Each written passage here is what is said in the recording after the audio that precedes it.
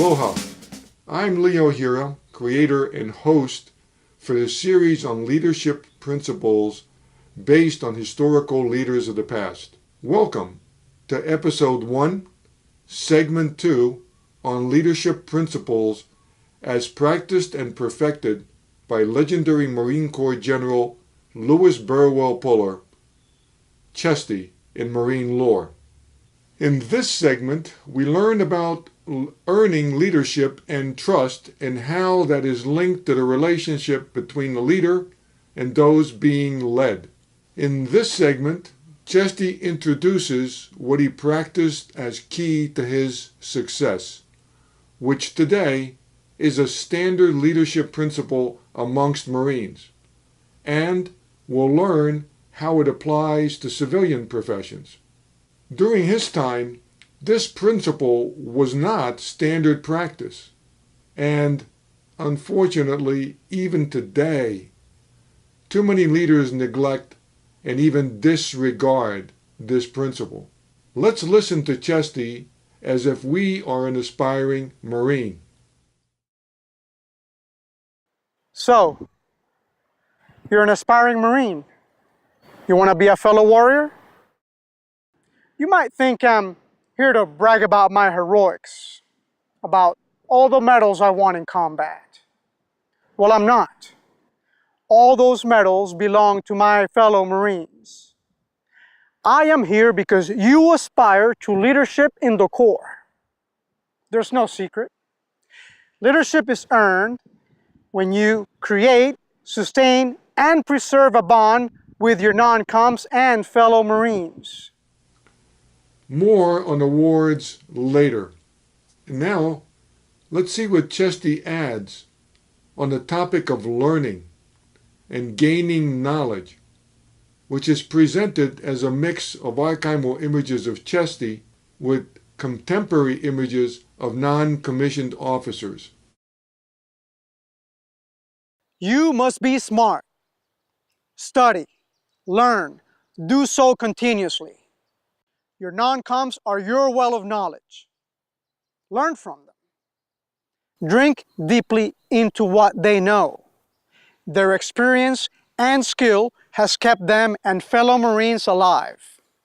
Form unbreakable bonds with your Marines, and you will not just survive, but thrive.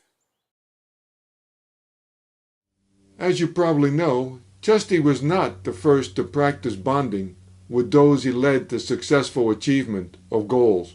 As an example, it is written that Chesty was greatly influenced by stories about General Stonewall Jackson, who was known from bonding with his Confederate soldiers, at one point announcing that those he led, not the leadership, made it possible for the Confederacy to fight as long as it did.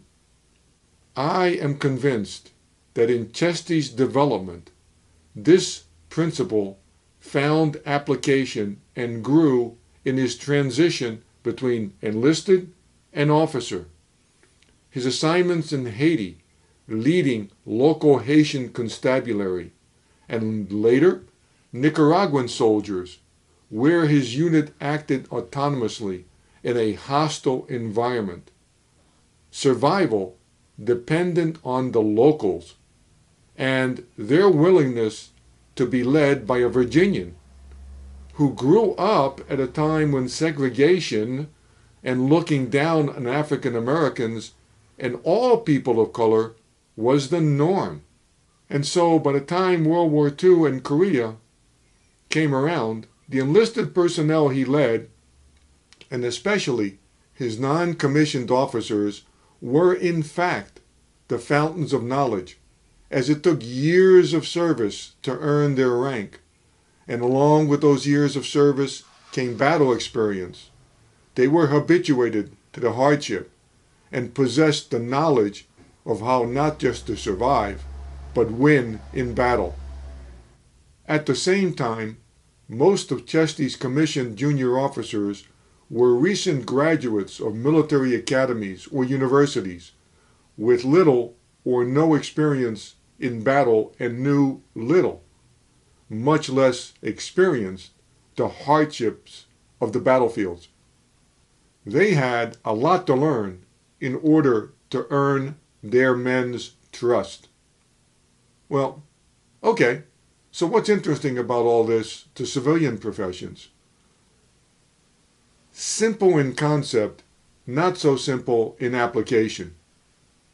Aspiring leaders better know, appreciate, and pursue their objectives on those who have the knowledge necessary to reach what must become common goals and to assure the experienced are purposely and positively disposed and firmly committed to follow to those goals as beneficial to achieve. So, how does a leader create benefits for their personnel? That's something we'll explore later.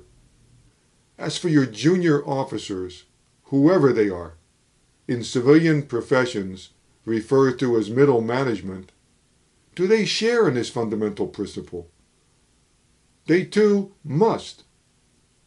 Often this is difficult to achieve, and unfortunately, where this does not happen, it's detrimental to achieving goals. We delve more deeply into this topic in further segments of this episode about Chesty, warrior, and his leadership principles.